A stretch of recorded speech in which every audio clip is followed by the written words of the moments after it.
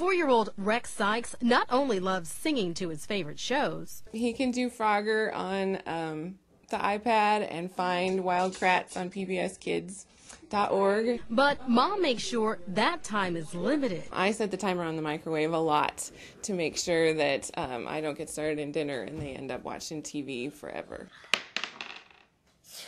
leaving plenty of time for play.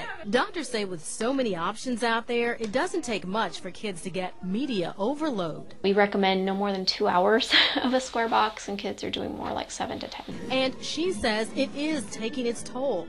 Those action-packed videos kids love often mean a shorter attention span, trouble winding down and going to sleep at night, and weight gain. If they're spending time in front of the TV, they're not spending time outside playing and being active.